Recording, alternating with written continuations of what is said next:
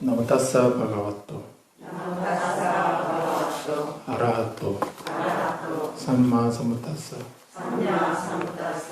나무다사 바가와토 아라하토 삼마 삼부타사. 세상에 존귀하신 님,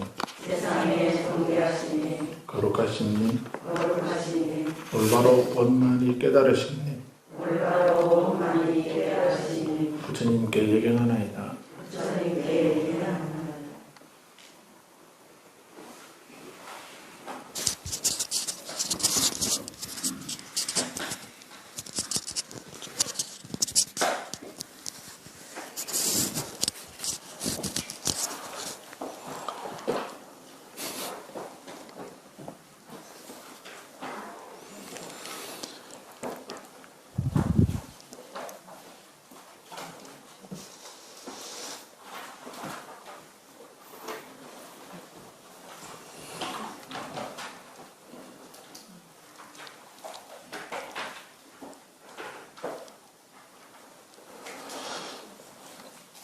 자, 오늘은 153페이지,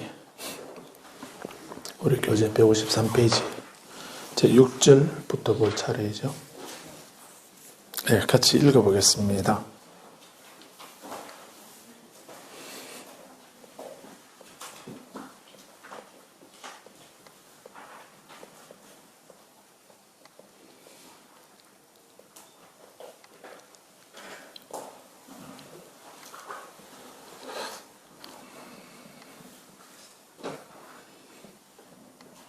네, 같이 읽겠습니다.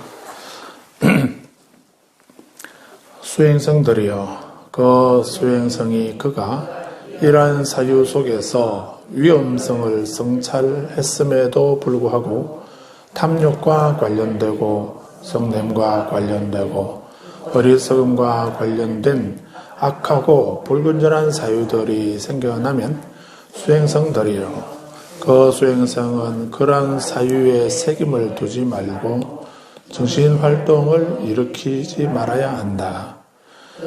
그러한 사유 정신활동도 일으키지 않으며 탐욕과 관련되고 성냄과 관련되고 어리석음과 관련된 악하고 불건전한 사유들은 버려지고 사라진다.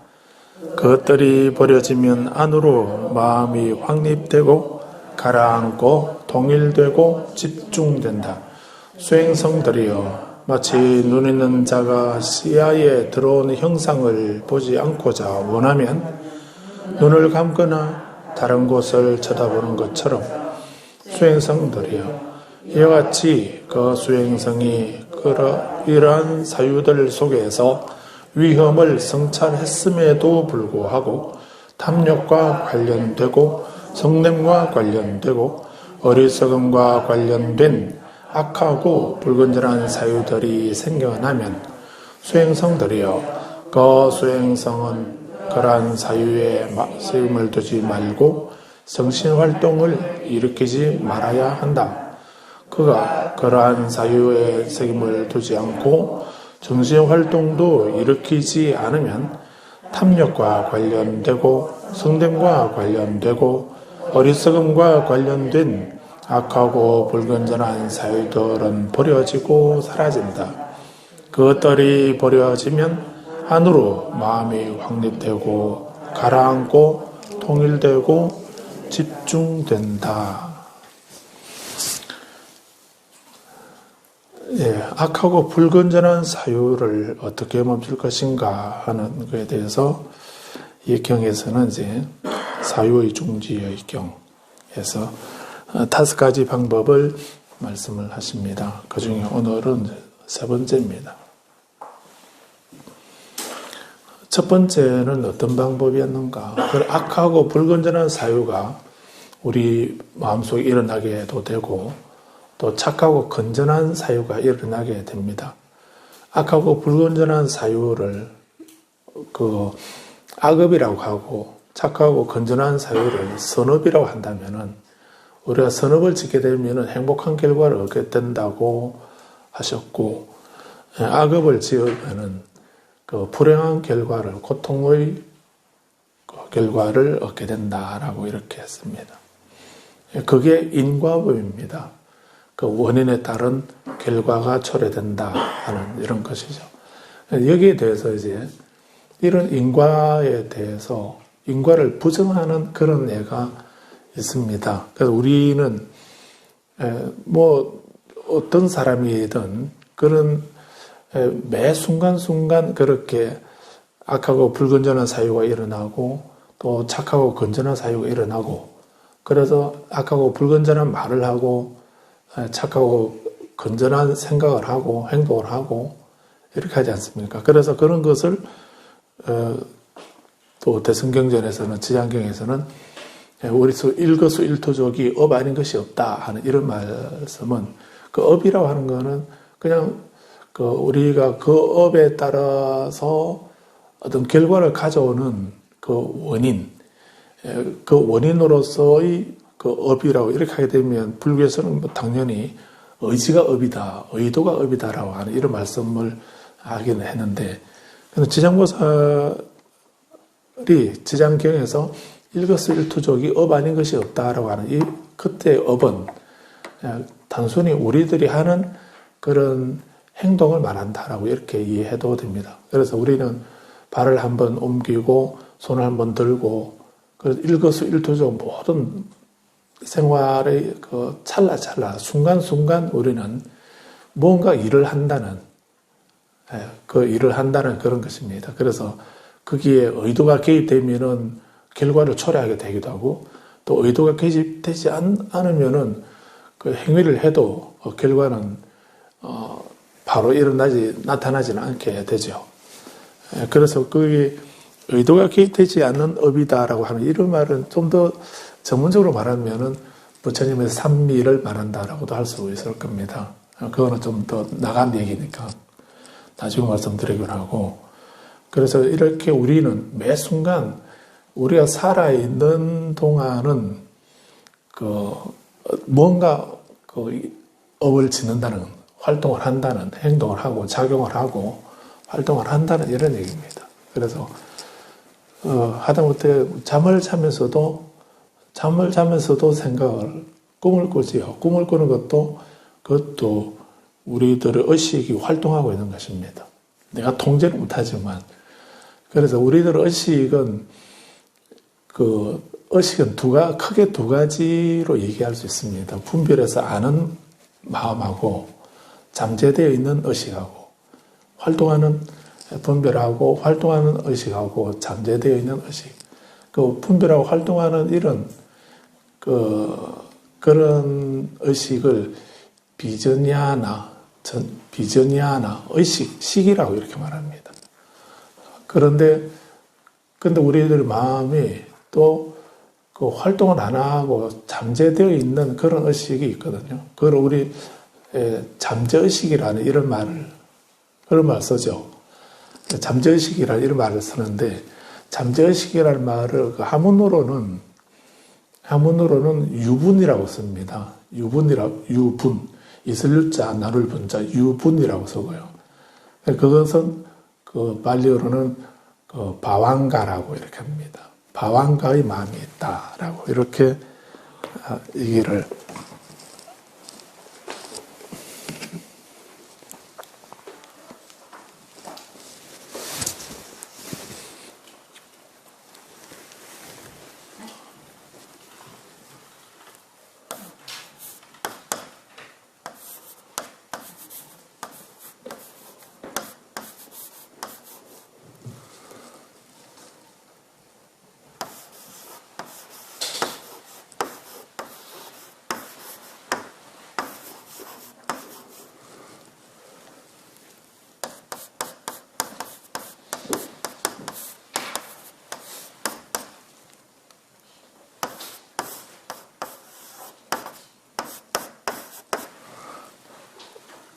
그래서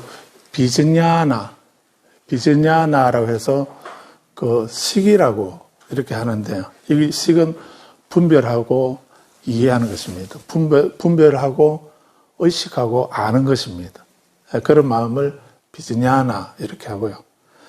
근데 그렇게 작용은 안 하지만 그래도 내 마음이 일대 분별하고 의식하지는 않지만은 분별을 의식을 하지는 않지만은 그런데 이런 것이 그런 활동은 안 하지만 잠재되어 있는 그러다가 뭔가 어떤 계기가 되면은 바로 촉발이 되어서 또 활동을 하고 작용하는 그런 마음도 있죠.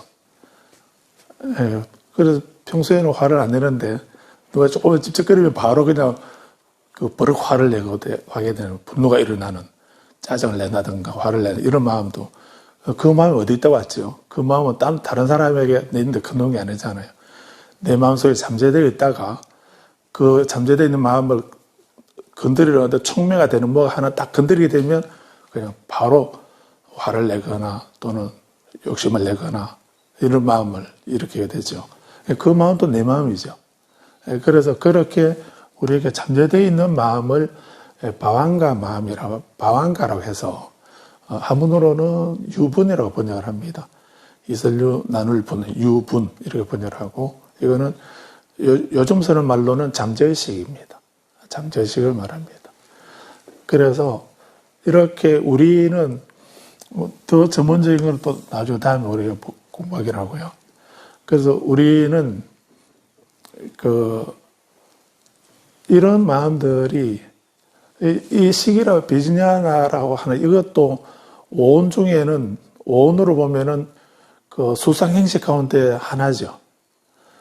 이렇게 비즈냐나라고 하는 이 식 이외에 앞에 또 세 가지가 더 있죠. 뭐가 있나요? 수가 있고 상이 있고 행이 있죠. 수, 상, 행 이것도 우리들의 마음의 한 부분들인 겁니다.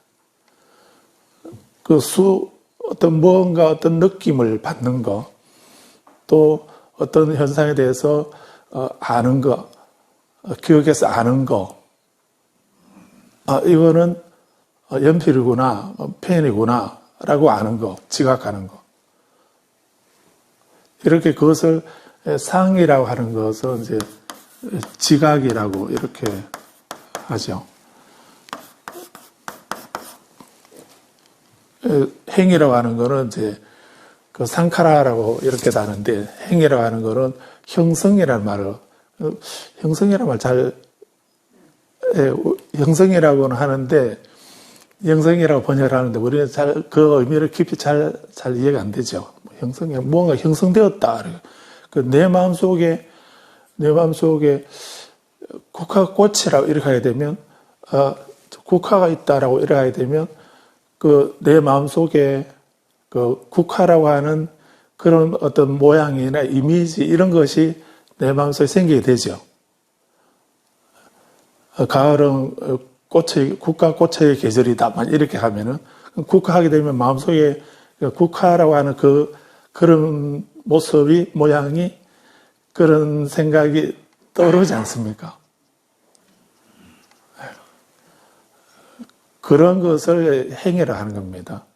그래서 내 마음속에 어떤 이미지로 형성이 되어서 무엇이다, 저것은 무엇이다라고 마음속에 생겨나는, 이루어지는, 형성되는 그런 이미지, 그런 것을 행위라고 한다라고 이렇게 이해도 될 겁니다.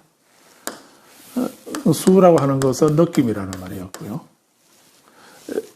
느낌하고 지각하고 형성하고 의식이라고 이렇게 해서 이것이 우리들의 마음의 내용이거든. 그래서 우리는 이런 그런 마음들을 가지고 근데 이런 것이 늘 있는가? 늘 이런 것이 늘 존재하는 것이 아니고 뭔가 이것도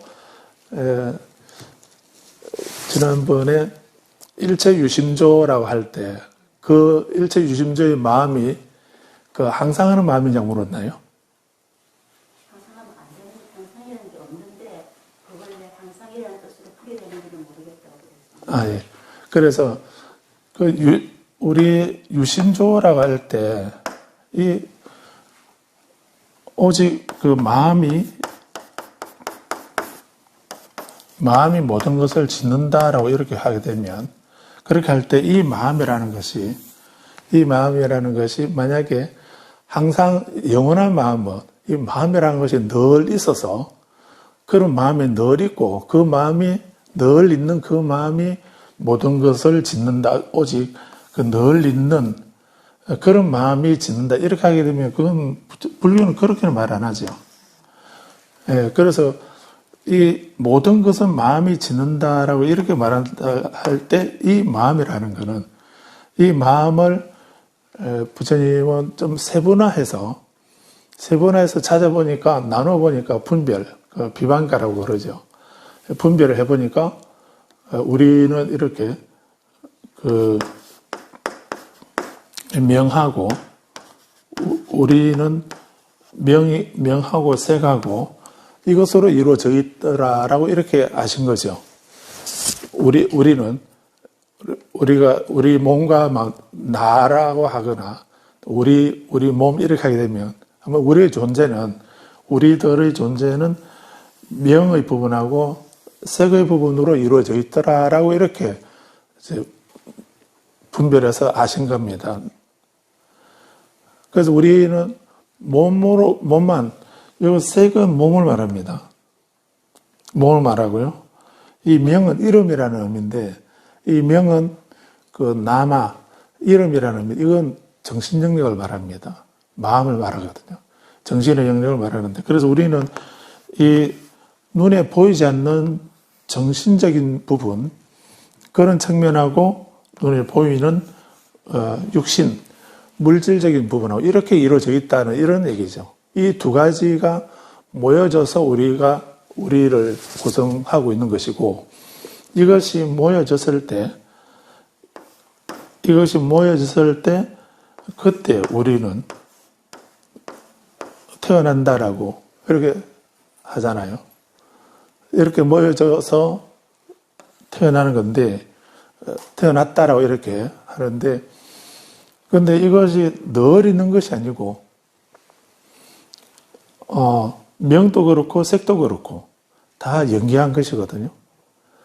따로따로 있는 그런 것인데 그런 것이 결합해서 어떤 물질의 영역, 정신의 영역 이렇게 거기 있는 것이고 이것이 결합되어서 우리는 태어났다라고 이렇게 하는데 그렇게 결합해가지고 영원히 존재하는 것이 아니고 어떤 힘에 의해서 어떤 조건이나 인연이나 그 힘에 의해서 이 둘이 결합해서 태어났기 때문에 그 태어나는 순간 또 분리되려고 하겠죠. 예, 이걸 유지할 수 있는 힘, 인연, 그 힘이 있을 동안만 같이 있는 겁니다. 그러다가 이제 그 세월이 지나면서 조화가 무너지게 되고 그렇게 하게 되면 분리되게 되겠죠.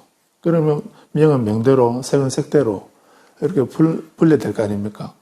그렇게 이제 분리되게 되면 되었을 때를 우리는 죽음이라고 이렇게 말하는 거잖아요. 그 우리가 생과 사는 그렇게 이해를 하는 건데 그러면 이렇게 우리 육신을 구성하고 있는 색은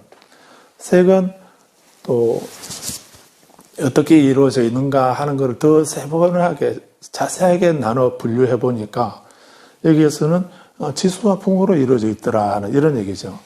그 단단한 성질을 가지고 있는 부분도 있고 물질이라는 것이 단단한 성질도 있고 또 젖게 만드는 그런 성질을 가지고 있는 부분도 있고 또 온기, 열기가 있는 부분도 있고 또 움직이고 활동하는 그런 작용을 하는 물질도 있더라는 얘기죠.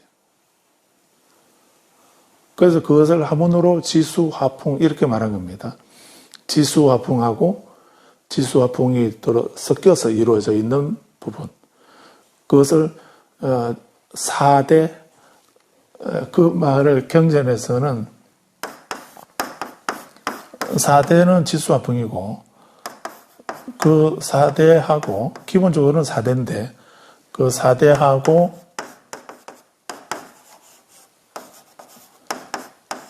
그 4대가 지수와 풍에서 막 이 네 가지를 막 섞어서 어느 부분을 좀 더 많이 순도를 좀 더 높이는가 줄이는가 거기에 따라서 우리들의 여러 장기 기관이 만들어지잖아요.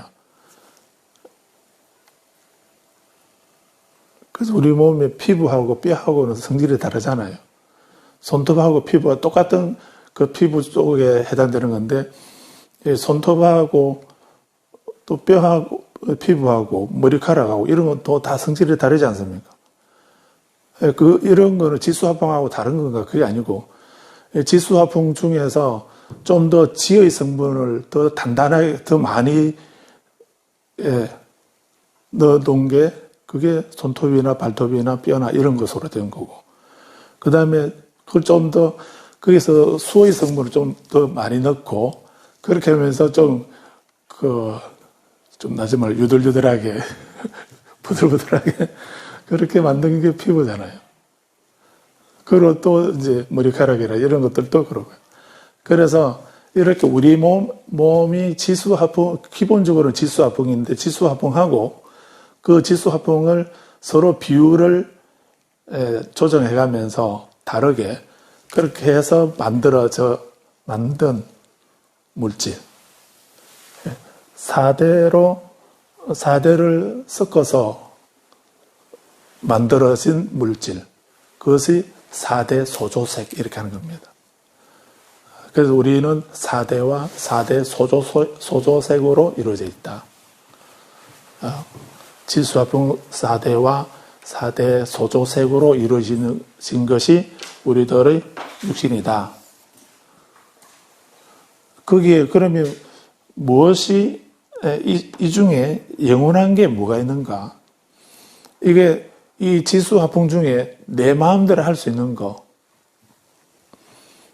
내 마음대로 할 수 있는 게 뭐가 있는가? 그거를 내 마음대로 할 수 있는 게 그게 어떤 게 있죠? 그래서 나라고 하는 것이 나라고 하는 게 계속 여러 번 말씀드렸는데 그 상일 주제성이라고 이렇게 기억하고 계시죠? 영원해야 된다. 영원한 거, 변하면 안 되는 거고, 영원한 거. 그 다음에 한결같은 거, 늘 똑같아야 되는 거. 순간순간 바뀌어버리는 것이 아니고, 영원하다는 말은 한결같다는 말이고, 하나라는 말이고, 바뀌지 않는다는 이런 의미죠. 그 다음에 세 번째는 주제성인데, 내 마음대로 할 수 있는 거, 내 의도대로, 내 생각대로 할 수 있는 거, 그런 성질을 주제성이라 이렇게 말합니다. 다른 종교에서 우주 만물은 신이 창조했다라고 이렇게 하잖아요. 신이 창조하고 우리 우주 만물은 신이 창조한 피조물이라는 이런 말 들어보셨죠? 피조물. 즉 신이 신이 만든 존재들이다. 이 말을 피조물이라고 이렇게 하잖아요. 그 신은 주인이고 우리 피조물은 종인 거는 그 신이 만들어준 신이 만든 존재. 이러니까 우리는 종이고 그 우리를 만들어준 그 신은 주인이죠. 그래서 우리에게 일어나는 모든 일들은 우리를 신이 만들었기 때문에 우리에게 모든 일들은 잘 되고 못 되고 하는 이런 모든 일들을 누가 관리합니까? 우리 종 마음대로 하나요? 그건 주인 마음이죠. 주인이 이제 마음대로 주고 빼앗고 하는 이런 거를 다 할 수 있다라고, 다 한다라고 이렇게 하는 게 그게 유일신교의 신학인 거죠. 그래서 모든 일이 우리 집에 일어나는 모든 일들이 우리 조상님을 어디에 묻었는가? 거기에 따라서 내게 일어난 모든 일들이 달라진다. 이렇게 하게 되면 그럼 나에게 어떤 어려운 일이 일어나게 되면 그 조상님을 명당이 아닌 곳에 묻었기 때문에 그렇다. 또 좋은 일이 일어나게 되면은 조상님을 아주 명당터에 모셨기 때문에 나에게 우리가 발복해서 우리에게 좋은 일이 일어났다. 이렇게 생각하는 사람들이 있죠. 불자님은 뭐 그렇게 생각 안 하셨으니까 여기 앉아 계시지. 그런데 그렇게 생각하는 사람들이 있지 않습니까? 예, 그런 것도 유신론하고 같은 겁니다. 우리 후손들에게 일어나는 모든 일들이 그 조상을 어떻게 섬기는가, 또 그분들을 어떤 곳에 모셨는가, 거기에 따라서 우리가 그 일이 잘 풀리기도 하고 아니면 딱 막혀서 어떤 일도 아무것도 안 되는 그런 상황이 되기도 한다라고 생각을 하는 거죠. 우리가 보면 황당한 얘기인데, 그런데 사람들은 모르니까 그렇게 그걸 믿고 있는 사람들은 그래서 계속 명당자를 찾아다니고 그래서 조상뼈를 여기 묻었다 저기 묻었다 이렇게 하지 않습니까? 그렇게 하는 거나 또 어떤 최고의 신이 계시고 그분이 나를 만들어주고 창조해 주신 분이고 그래서 내게 일어나는 모든 일들은 그분의 뜻에 달려있다. 그래서 뜻대로 하소서라고 그렇게 말하면은 그래서 그런 것처럼 사람들은 그런 어떤 초월적인 힘을 가지고 있는 분이 있다라고 생각하는 것을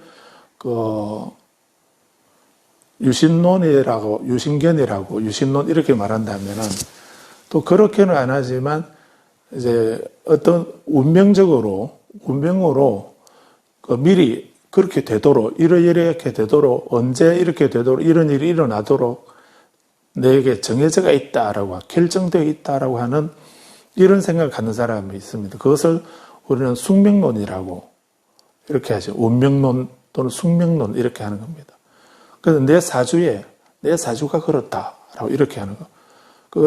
내가 태어나는 연월일시에 내가 어떻게 살으라고 하는 것이 딱 프로그램이 되어 있다라고 이렇게 믿는 사람들이 있습니다. 그래서 매일 눈만 뜨면 이제 그 하루 날씨 보는 게 아니고요. 일진을 보면서 오늘은 어느 쪽에 귀인이 있는가, 어느 쪽에 나를 해치는 사람이 있는가, 뭐 그거 생각하면서 그래서 동쪽에 나를 해치는 사람이 있다 하면 그럼 동쪽에 가지 마라 하면 동쪽 오늘 배달을 가야 되는데 가지 마라 그러면은 그래도 어떤 수를 써서라도 가잖아요. 둘러서.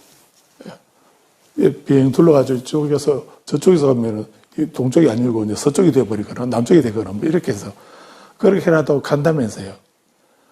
그런 게 어디 있습니까? 그런데 그걸 믿는 사람들은 그렇게라도 그렇게 딱 정해져 있다라고 이렇게 믿는 사람들이 있다는 얘기입니다. 그리고 또 그런 거 없이 그냥 우연히 어쩌다 보니 그래 됐다. 그런 일이 일어난다라고 하는 이런 우연론자가 있다고. 이런 것을 뭐라고 한다 했습니까? 불교에서는 그런 세 가지를 삼종외도라고 세 가지 삼종외도라고 부처님은 말씀하고 있습니다.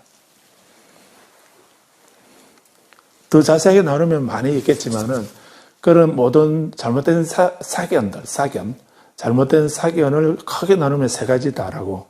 그래서 어떤 권능을 주장하는 어떤 절대자를 얘기하는 유신론, 그 다음에 두 번째 운명론, 세 번째 우연론, 이런 세 가지 생각을 일반 사람들이 가지고 있다는 것입니다. 그럼 부처님을 불교를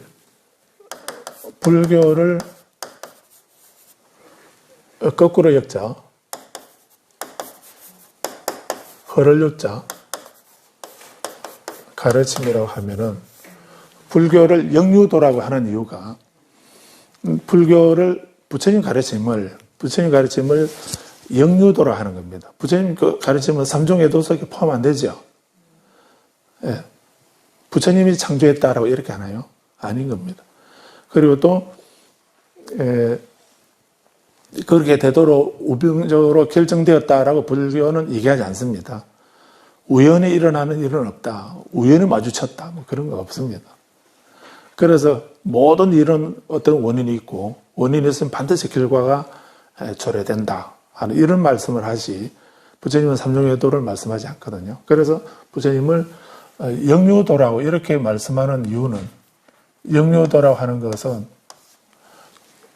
삼중외도하고는 다르게 말씀하신다는 이런, 세상 사람들은 삼중외도의 흐름으로 이런 생각으로 그 중에 하나를 선택해서 말씀을 하지만 부처님은 그 세 가지를 부정하신다는, 어떤 경우에도 신이나 다른 분이 창조하는 일은 없다. 그리고 미리 그렇게 되도록 결정되어 있는 것은, 정해져 있는 것은 없다 하는 것. 그리고 우연히 일어나는 것은 없다라고 말씀하기 때문에 부처님은 그 세상의 일반적인 흐름을 거스르는 가르침, 역행하는 일반 사람들의 생각과는 반대의 생각을 말씀하신다라고.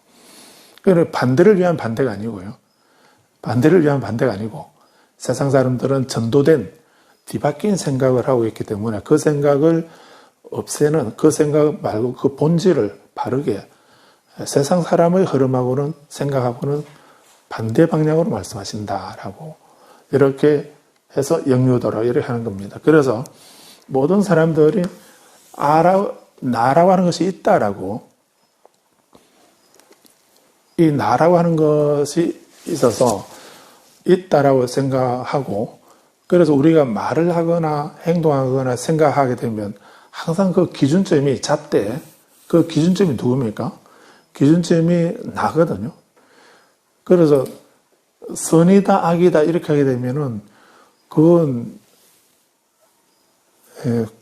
선이다 악이다 하게 되면은 그 어떤 것이 선이고 어떤 것이 악인가 이런 것을 이제 우리는 어떻게 정하는가 하면 그 기준점이 나이기 때문에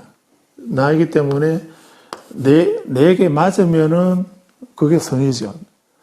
내 생각하고 맞으면 그거는 선이고요.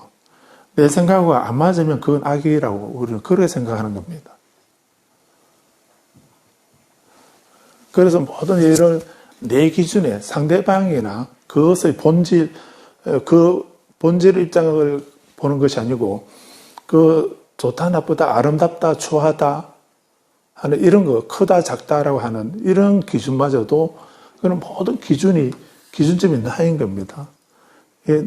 나에게 맞춰서 내가 생각할 때 크다, 내가 생각할 때 작다, 내가 보기에 아름답다, 내가 보기에 추하다 이렇게 말하는, 그 본질하고는 아무 상관이 없는, 단지 내가 그렇게 느꼈을 뿐이고 그렇게 알았을 뿐이고 그런 이미지를 가지고 있을 뿐이고 그렇게 분별했을 뿐이죠. 그 본질하고는 아무 상관이 없는 겁니다. 본질은 선도 아니고 악도 아니고 그냥 거기에 그냥 여유하게 그냥 자기 모습대로 존재하고 있을 뿐이죠. 그냥 거기에 그저 있어야 할 자리에 있을 뿐이고 흘러가야 할 자리에 흘러가고 있을 뿐인데 그걸 보고서 우리는 내 기준으로 보고 내가 그렇게 느끼고 생각하고 행하고 형성하고 의식하고 이렇게 할 뿐이거든요. 그래서 문제는 다른 신이 그렇게 하거나 그렇게 되도록 정해져 있거나 그런 것으로 불변의 좋은 거는 좋은 것, 나쁜 거는 나쁜 걸로 딱 정해져 있는 것이 아니라는 거예요. 정해져 있는 것이 없고 내가 어떻게 보는가에 따라서 그렇게 된다는 그런 결과가 나타난다는 이런 입장이죠. 그렇다면 그래서 이제 이 나라고 하는 것이 신이 그거를 만물을 창조하게 된다면은 신이 만물을 창조를 하고 그것에 대해서 마음대로 할 수 있는, 의지대로 할 수 있는 분이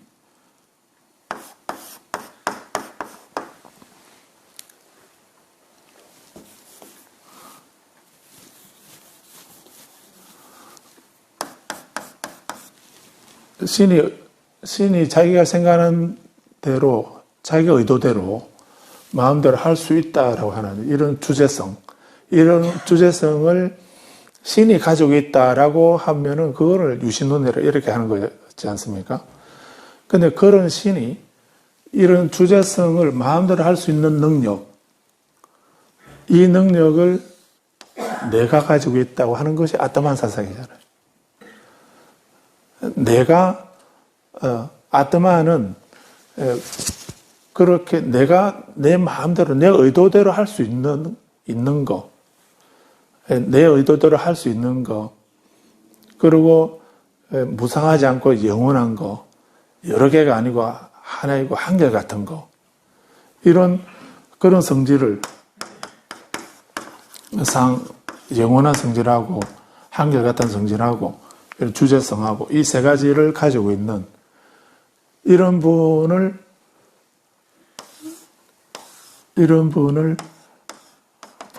브라마니라 했거든요. 인도에서는 브라마니라 이랬습니다. 브라만 범이라고 했거든요.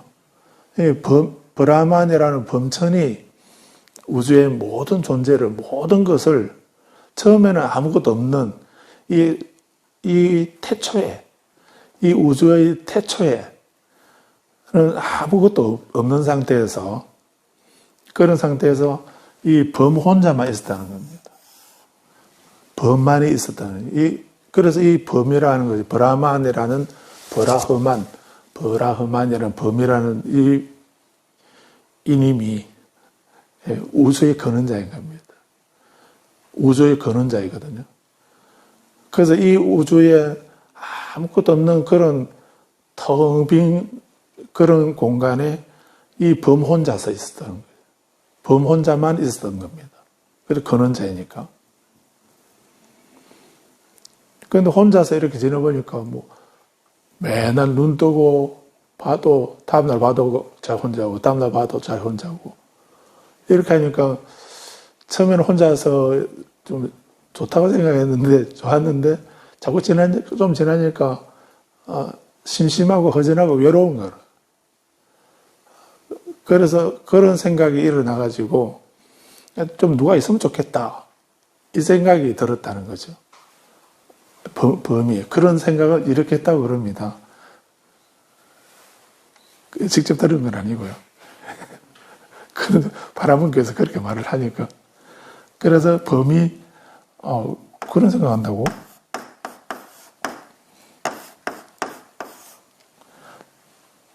그래서 이 브라만이 혼자 있으니까 심심하고 허전하고 외로워서, 이렇게네.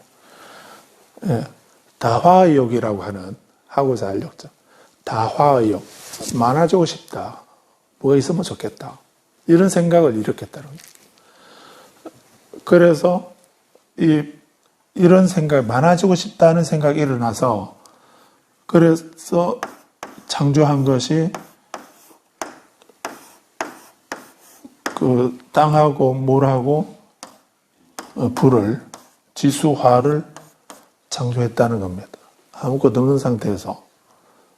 그래서 땅을 만들어내고, 물을 만들어내고, 불을 만들어낸다. 그렇게 해서 이 세 가지를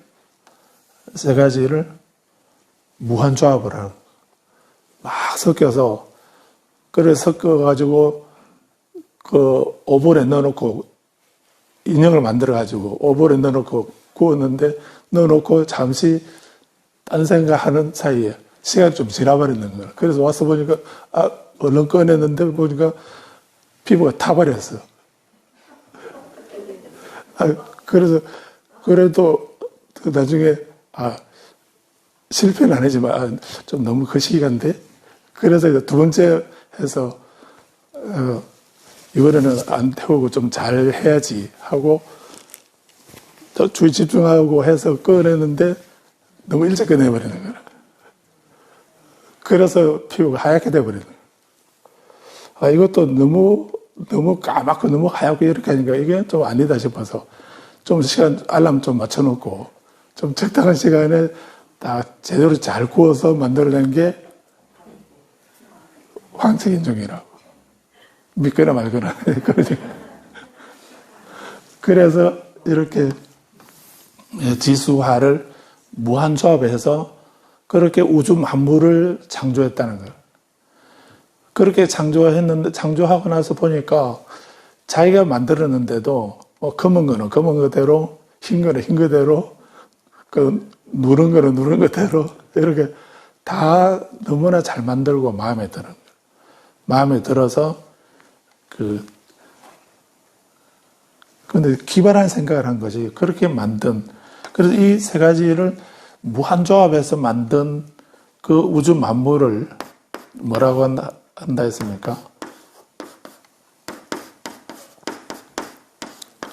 삼종 복합물로.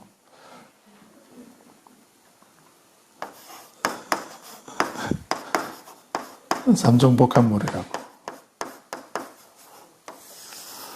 세 가지를 무한조합해서 만들어낸 그런 피조물이다. 그래서 삼종 복합물이라고 이렇게 합니다. 근데 그렇게 삼종 복합물의 우주 만유가 다 어느 하나도 잘못한 것이 없고 다 자기 마음에 들고 아름답고 마음에 들고 이렇게 해서 자기 몸을 조각을 내려고 하죠. 자기가 거기에 들어가야 되겠다라고 이렇게 한 겁니다. 자기 몸을 잘게 썰어가지고요. 그래서 그 조각을 이 속에, 내가 저 속에 들어가야 되겠다. 그래서 삼종복합물 속에 브라만이 들어가가지고 이 자기 브라만의 조각 하나하나가 삼종복합물 하나하나 속에 다 들어가 버린 겁니다. 들어갔으니까 이제 이 피조물은 피조물하고 삼종복합물하고 브라만하고는 동일하게 된 겁니다.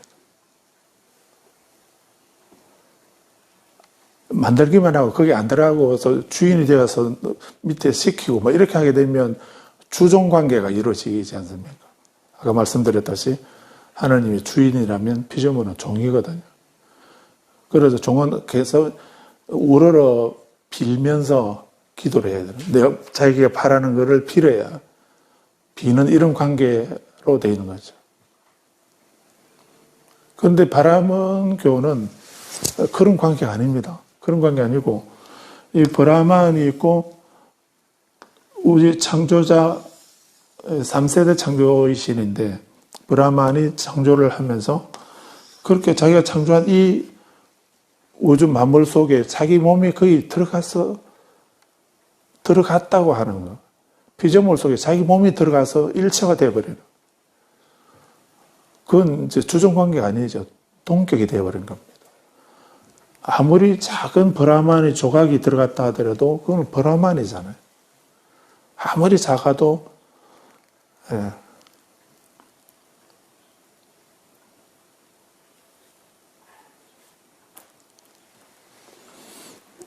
작다고 해서 우리 소홀히 해서 안 되는 것이 몇 가지 있죠.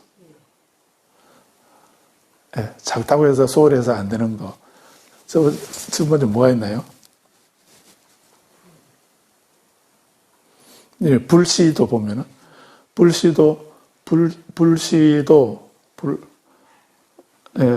불도 아무리 작아도, 작은 불씨가 크게 우리 집을 다 불태워버릴 수도 있지 않습니까?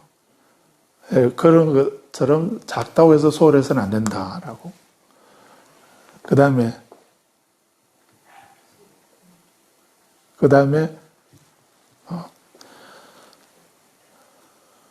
우리들의 번뇌도 마찬가지입니다. 번뇌도 작다고 해서 소홀해서는 안 되고, 독도 그렇습니다. 그리고 우리들의 죄도 악업도 작다고 해서 소홀해서는 안 돼요. 그것이 점점 커져서 나중에 본인의 큰 불행을 초래하는 거기 때문에 그렇듯이 또 왕자도 아무리 어리다 하더라도 대신들이 함부로 하지 못한다라고 이런 말이 있잖아요. 왕자이기 때문에. 비유가 맞는가 모르겠네요. 그래서 이렇게 브라만의 조각이 아무리 작아도 브라만인 겁니다. 크기가 아무리 조각이라 하더라도 브라만의 성질을 그대로 가지고 있는 것입니다. 그래서 이 삼종복합물이 단순히 피조물이 아니고 브라만이 만든 그런 브라만이 들어와 있는 것이기 때문에 동격이라는 이런 얘기죠. 동기라 브라만과 같은 능력을 가지고 있는 그런 존재인 겁니다. 그래서 우리 속에 들어와 있는 브라만의 조각을 브라만의 조각을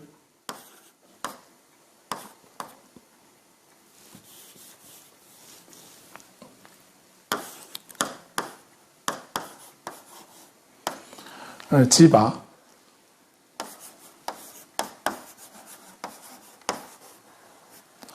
지바 아트만이라고 이렇게 말합니다. 지바 아트만. 지바 아트만이라는데 줄여서 지바를 빼고, 지바는 목숨이라는 뜻입니다. 생명이라는 뜻인데요. 그래서 이 지바 아트만이라는 말을 개체적 자아라고 이렇게도 얘기합니다. 개체 자아, 개개의 자아. 줄여서 그냥 아라고 이렇게도 하고. 그래서 브라만하고 범천이 우주의 근원자의 범천하고 범천이 우리 피조물 속에 들어와 있는 브라만의 조각을 그거는 브라만이라 안 하고 브라만의 힘을 가지고 있는 브라만의 조각이라는 의미에서 지바 아트만 이렇게 말한다는 겁니다. 그래서 이 아트만은 세 가지 성질을 가진다. 그래서 이거는 브라만은 영원한 존재거든요. 그래서 아트만도 영원해야 된다. 영원한 거, 그 다음에 한결같은 거, 그 다음에 주제성, 마음대로 할 수 있는 거. 이런 성질을 가지고, 이 아트만이 이런 성질을 가지고 있다라고 이렇게 말하는 이유가 이 아트만이 브라만의 조각이거든요. 브라만이거든. 그래서 범아일여 이렇게 하지 않습니까? 범아일여, 범천과 아는, 나는 동일하다. 동일한 이유가 이 지바 아트만이 브라만의 조각이거든.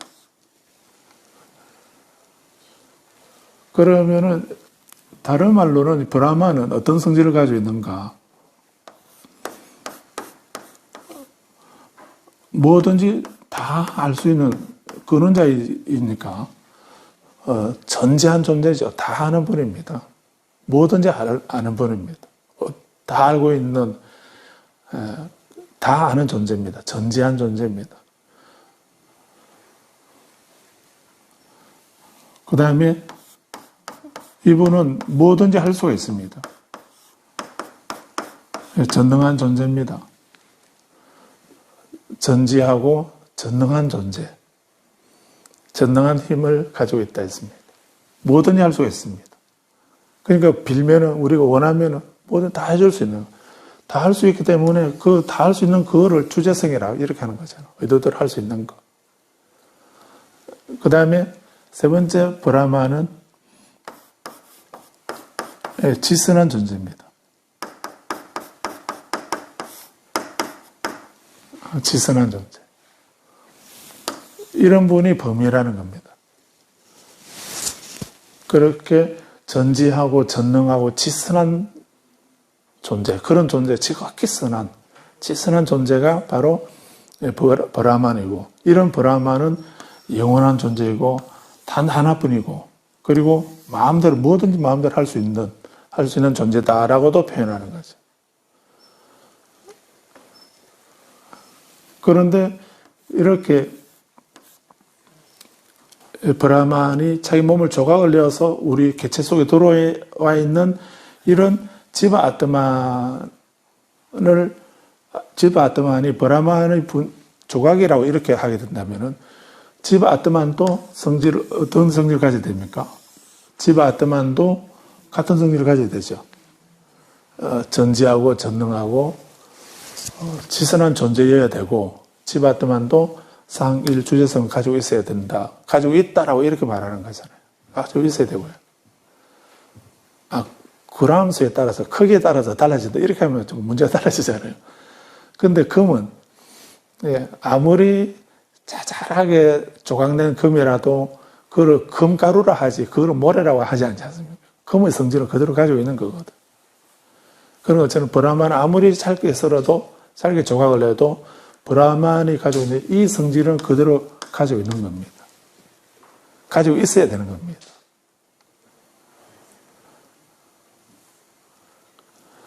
그렇게 바라문교에서 말을 하니까 부처님이 진짠가? 하고 이제 예를 찾아본 겁니다. 브라마는 뭐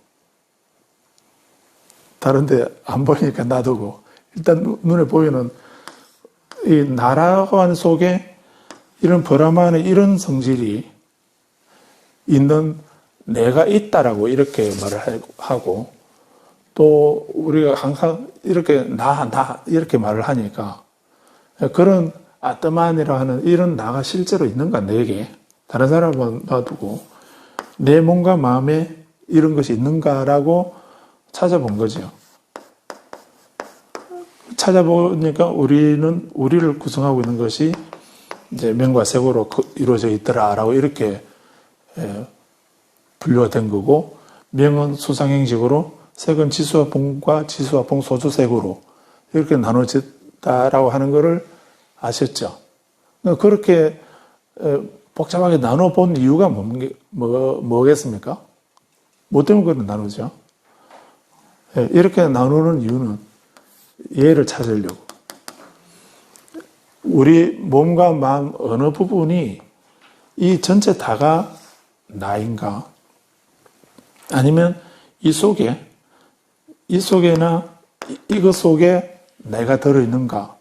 그걸 찾아보려고 다 해체해보고 분류해보고 분석해본 겁니다. 그렇게 분류하고 분석하는 거를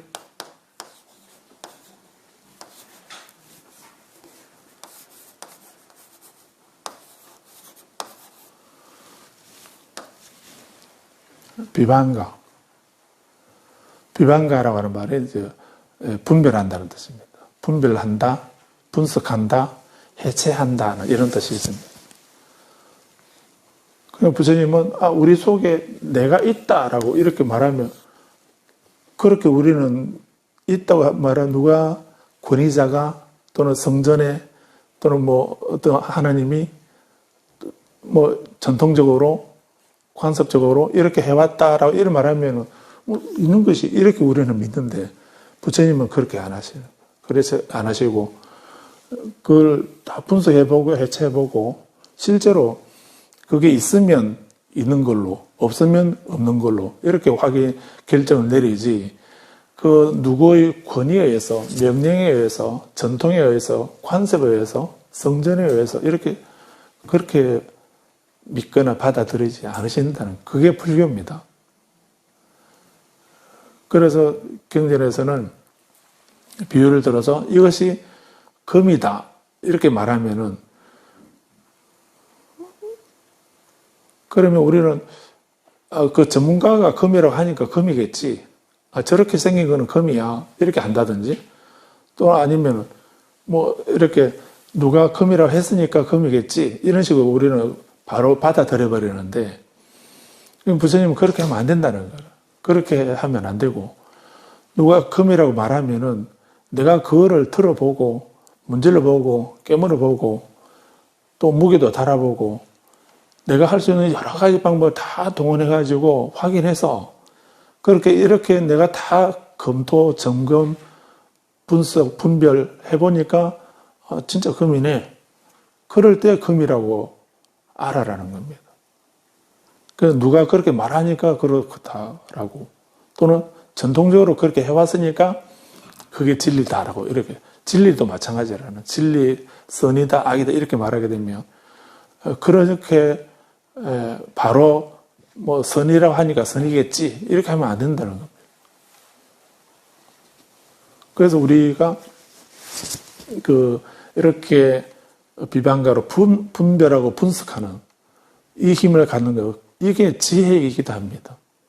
그래서 분별하고 분석해서 내가 확인해서 그것이 선이면 선, 그게 악하고 불건전한 것이면 그거는 없애야 되는 거고 착하고 건전한 것이면은 그걸 알았으면 그걸 내가 수용하고 또 행하도록 해야 된다는. 그게 불교는 그런 거죠. 그래서 이렇게 분석하고 분별하고 해체하는 것이 그렇게 하는 작업이 가장 첫 번째는 아트만을 찾기 위한 거였습니다.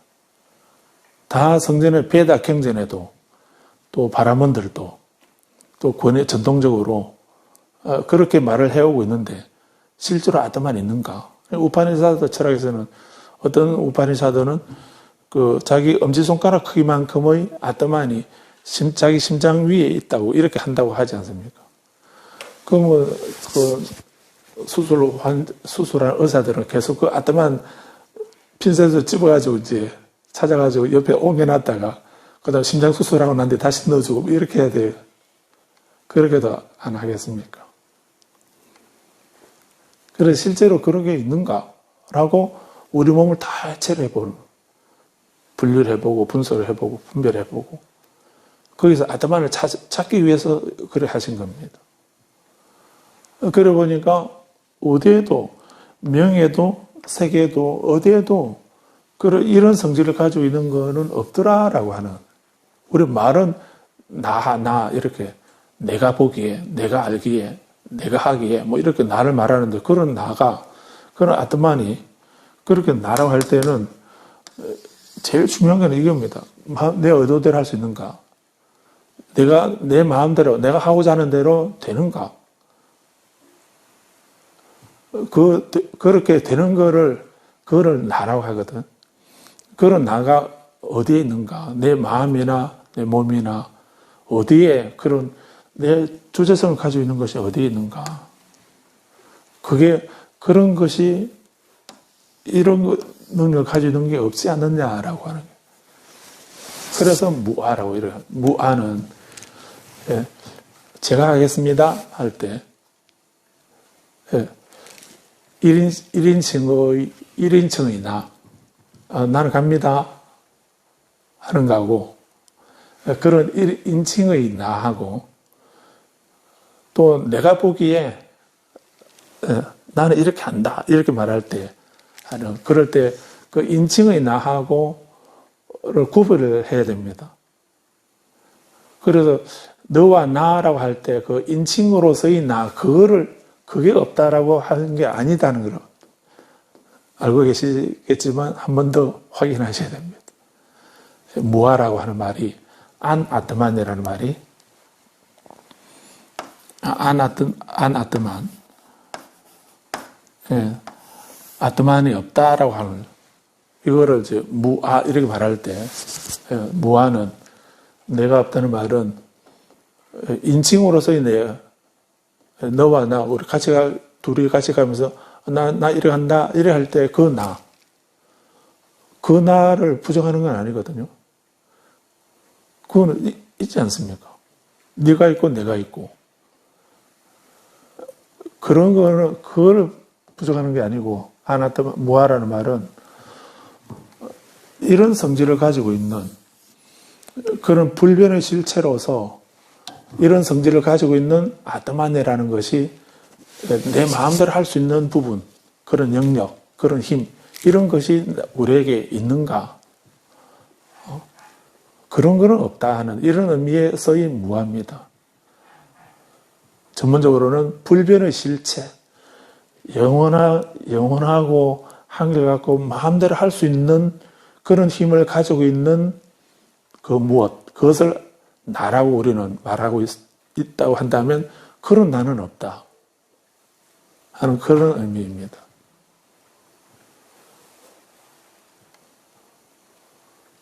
그런 사람들이 가끔 그건 무하면은 그 내가 없다고 하면은 무한데 우리가 선업을 짓거나 악업을 짓거나 이렇게 하게 되면 그럼 누가 그 업보를 받는가? 무한하면서 무한데 어떻게 그 과보를 누가 받는가? 무한하면 누가 유리하지? 아가 없다면서요. 그런 의문 안 가지고 오셨나요? 무한데, 그럼 무한하면은, 그러면 공덕을 지으면은 누가 그 복을 받지? 죄를 지어도 무한데 죄 지을 사람이 없다면서요. 그러면 죄 지을 사람이 없는 거 아닌가요? 죄 지으면 벌을 받을 사람이 없지 않습니까? 또 무아라면은 그럼 누가 윤회하지? 그런 생각 안 해보셨나요?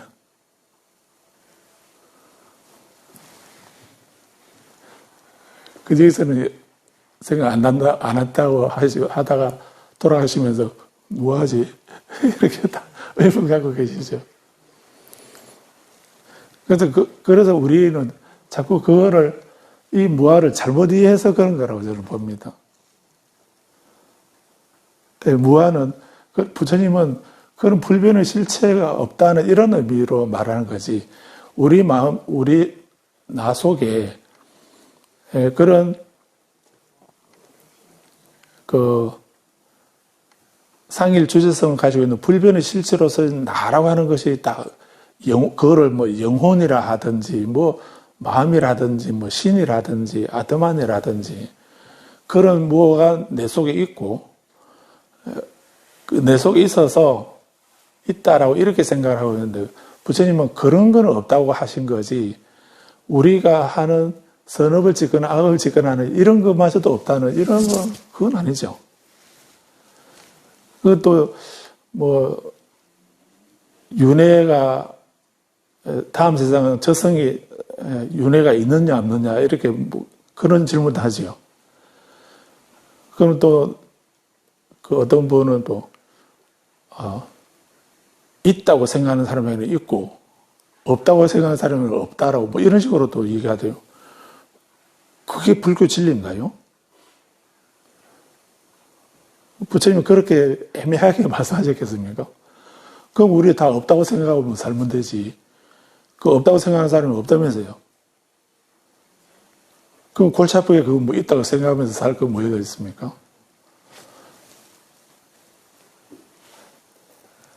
그래서 첫째, 인칭으로서의 나를 부정하는 건 아니다 하는 이거 꼭 하셔야 되고, 그리고 불변의 실체는 없다 하는 이런 의미다 하는 이 의미를 꼭 기억하셔야 됩니다. 그래서 이 말을 불변의 실체가 없다는 이 말씀은 뭐든지 내 의도대로 내가 원하는 대로 되는 것이 아니다. 그것이 이루어지려면은 이루어질 수 있는 어떤 원인이 있어야 이루어지는 거지. 그 원인 따로 놔두고 내 원인은 따로 있는데 내가 중간에 들어가지고 이래라 저래라 할 수는 없다는 이런 의미에서 무아라는 말씀을 하신 거다라고 일단은 이해를 하시는 것이 중요합니다. 그 다음에 그럼 내가 없는데 그 무아인데 그럼 내가 선업을 지으면은 그 공덕은 누가 받느냐, 무아라면 누가 받느냐라고 이렇게 그런 의문이 드시겠는데, 근데 불변의 실체는 없는데요. 불변의 실체는 나라고 할 수 있는 불변의 실체는 없는데, 그럼 내가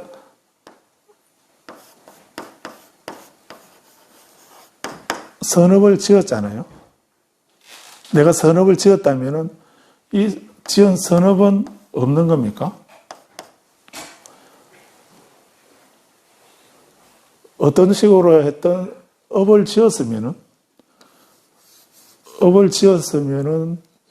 이 지은 업이 없다는 건 아니죠. 본인이 업을 지어놓고 업을 안 지었다라고 이렇게는 말 안 하겠죠. 말이 되나요? 내가 선업을 지었는데 그럼 무한데 누가 받지? 그거 고민할 거 없습니다. 고민할 필요 없고요. 본인이 선업을 지었으면 이 지은 이 업은 있는 겁니다. 부처님은 이걸 부정한 건 아니잖아요. 내가 선업을 지었는데 내가 선업을 지어도 업을 지은 게 아니다. 그 말인가요? 그런 게 있습니까?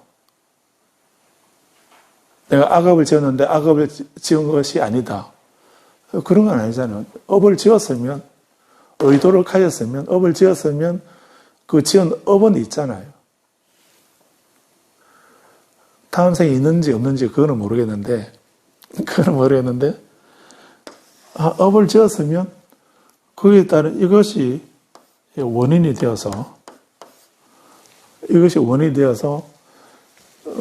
다음 생, 굳이 다음 생까지 안 가도요. 뭐 다음 생하고 금생하고 다음 생하고 나눌 필요도 없이 업을 지었으면 반드시 거기에 따른 결과가 나타나게 되죠. 부처님은 이걸 부정한 건 아니잖아요. 업을 지어도 그 결과를 받을 주체가 없다. 이런 말을 하신 게 아니거든요. 그런 의미에서 무아를 말씀하신 게 아닌 겁니다. 조금 이해가 되나요? 이해가 됩니까? 놔둘까요?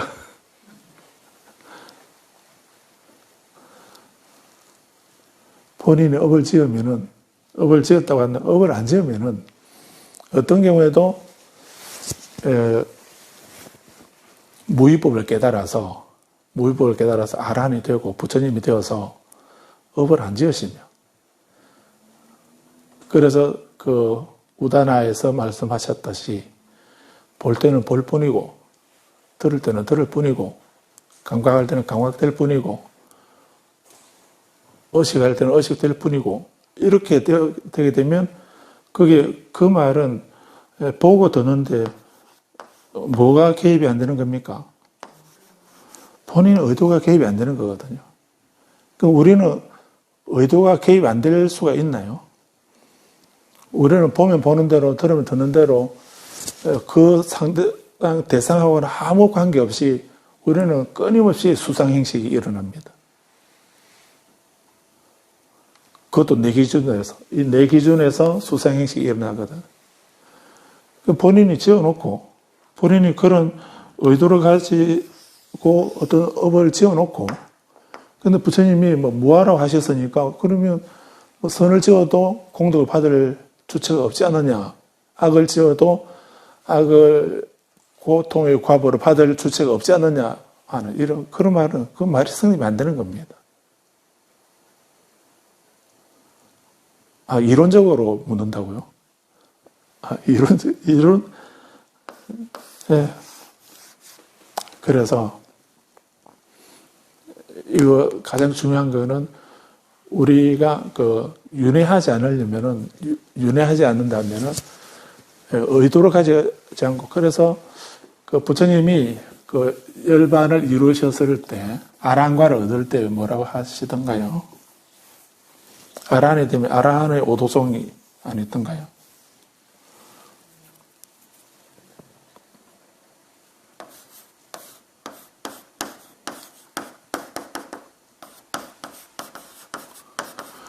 생년이진.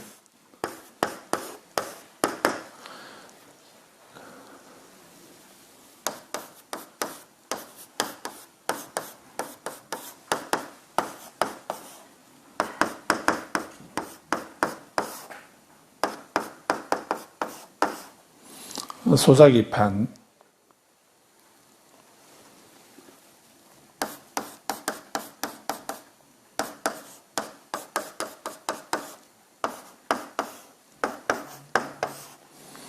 범행일입, 그 다음에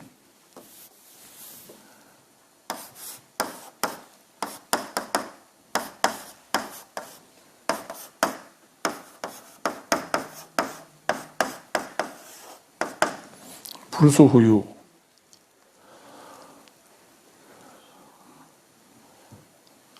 순서를 바뀌었는지 모르겠습니다. 생년이진, 이제 다음 생에 또다시 태어나야 할 인연이, 다음 생에 또다시 태어나야 할 인연이 이미 다 했다. 이제 다음 생은 또다시 받아야 할 그 원인, 업, 인연, 그것이 다 끝났다는 얘기입니다. 생년이죠. 소작이판. 내가 금생에 태어나서 내가 해야 할 일, 소작, 해야 할 일, 이미 다 했다. 일 다 마쳤다. 소자기판. 해야 할 일을 다 했다.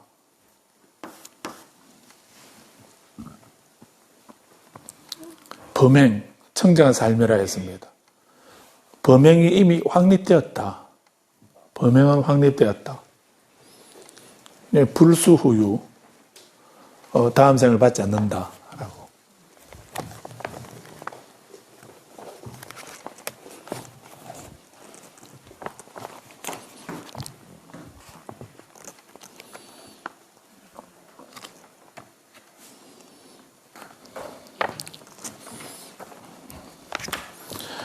여기 연소의 법문경에 보면은 순서는 좀 바뀌어 있습니다. 제가 바꿨었는데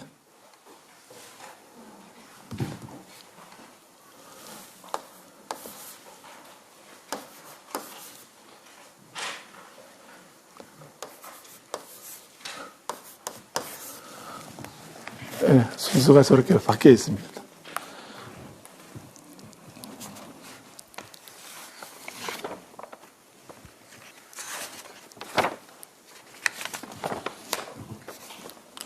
(115페이지) 큰 책이면 115페이지, 작은 책이면은 연소의 법문경 16절, 연소의 법문경부터 거기에 16번, 실하에 떠나 사라지고 사라져서 해탈난다. 그가 해탈할 때 해탈되었다는 궁극적 알미 생겨난다. 그래서 태어나면 부서졌고, 태어나면 부서졌다. 이건 생년 이전이거든. 청정한 삶은 이루어졌다. 범행이 일입. 해야 할 일은 다 마쳤다. 소자기판. 더 이상 윤회하지 않는다. 불수우유. 이렇게 되어 있습니다. 그래서 그 순서를 이렇게 위에 번호 붙인 대로 이렇게 보시면 되겠습니다. 그래서 태어날 1년. 근데 우리는 아직 생년이 남아 있습니다. 우리는 계속 업을 짓고 있기 때문에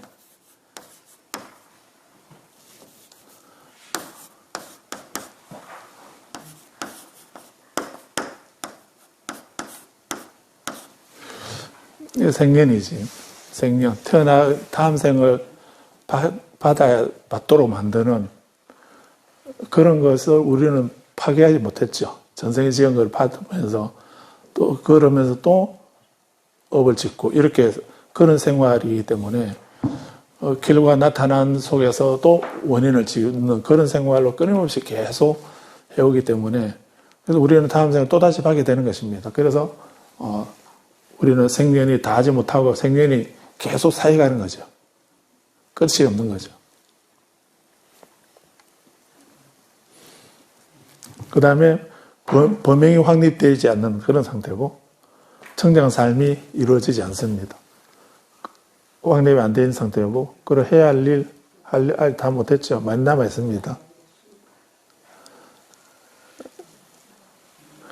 그래서 우리는 그 후유를 받아야 됩니다. 후유는 다음 생의 존재를 말하거든. 그 다음 생 우리는 받아야 되는 거죠. 그런데 부처님은 아라한은 다음 생을 받지 않는다는 겁니다. 또다시 태어나야 할 원인이 다 있기 때문에 죽게 되면 금생에 죽게 되면 또 다음 생을 또 새롭게 태어나지 않습니까? 그런데 금생에 육신의 인연은 다 하지만 육신의 인연은 정해져가 있지요. 그 육신을 지탱할 수 있는 힘이 다 되면 그거는 무너지지 않습니까? 그런데 다음 생을 받는 것이 육신이 다음 생을 받는 건 아니잖아요. 업이 받는 건데, 생년이 받는 건데. 그런데 아라한과를 얻게 되면은, 아라한과를 받게 되면은, 이 아라한이 두 종류가 있죠. 유여하고, 무여하고, 유여열반하고 무여열반 이렇게 있다고 하지 않던가요? 아라한과는 그거는 우열이 없습니다. 아라한만 되면은 그냥 생년이 다 한 겁니다. 다 한 거고 그 살적이라고 이런 번역도 하는데 번뇌를 다 죽인 상태를 말합니다. 없어진 상태거든. 윤회를 벗어난 상태인 겁니다. 그러니까 몸이 있던가 없던가하고는 상관이 없습니다. 그런데 아란과의 우열은 없는데, 과 그 자체는 우열은 없는데, 육신이 있게 되면은, 육신이 아직 살아있는 동안에는, 그래도 그 마음은 안 먹어도 되지만, 몸은 어떻게 해요? 몸은 음식을 보충해주지 않으면은, 배고프다고 계속 신호를 보내잖아요. 그런 마음은 뭐 좋은 음식, 맛있는 음식이나 이런 것이 욕심이 나서 먹는 것이 아니지만, 그런데 몸은 그거하고는 상관없이 다 그런 걸 요구하지 않습니까? 그러면 추우면 춥다고 하고, 더우면 덥다고 하고, 배고프면 배고프다 하고, 또 사대가 조화가 허물어지면 그 아프다 소리 하고, 이렇게 하는 게 몸이거든요.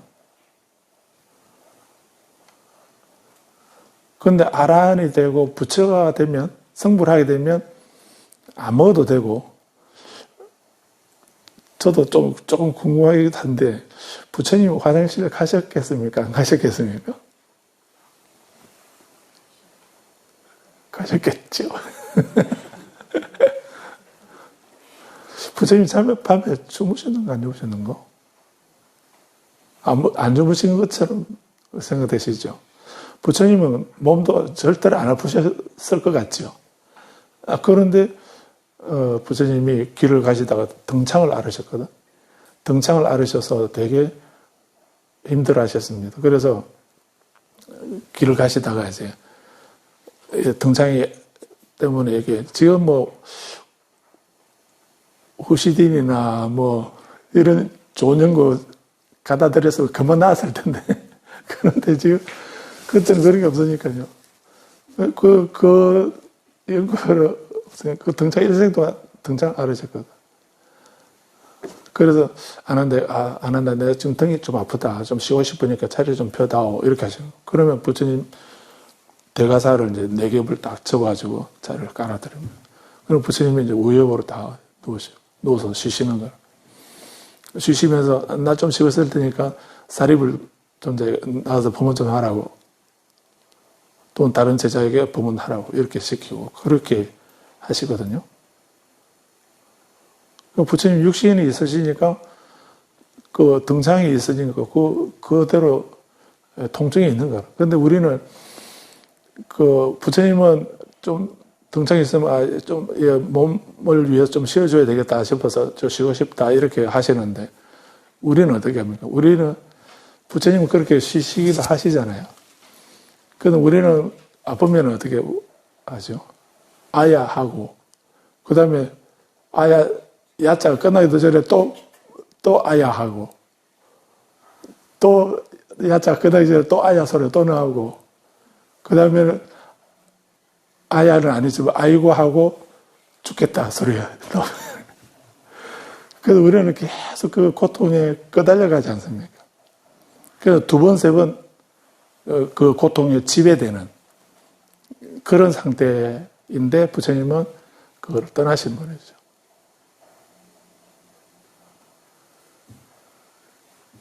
그래서 고통이 없어진 것이 아니고요.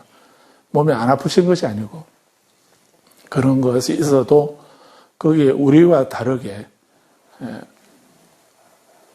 끄달리지 않는 그걸 계기로 또 다른 업을 짓지 않는 그런 분이 아란이고 부처님이신 겁니다. 그래서 육신이 있는 동안은 그 몸에 어떤 추위와 더위, 배고픔과 배부름 뭐 이런 그런 현상이 일어나기 때문에 그런 건 일어나지만 거기에 휩쓸리지 않는 그런 상태이시죠.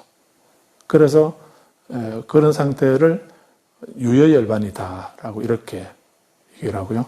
무여열반은 그 육신마저도 이제 인연이 다 한 겁니다. 육신마저도 다 인연이 다 해서 다 한 상태입니다. 그러면 이분이 이제 생년이 다 했다는데, 생년이 다음 생에 태어날 인연이 다 했다는데, 육신의 인연이 닿으면은 우리는 생년이 남아있으니까 빚 갚으러 가야 되잖아요. 빚 갚으러 다음에 다른 몸을 받아놔야 되거든요. 지어놓은 업이 있으니까. 그런데 부처님은 이제 이 육신마저도 다 하게 되면은 이제 어디 가시죠?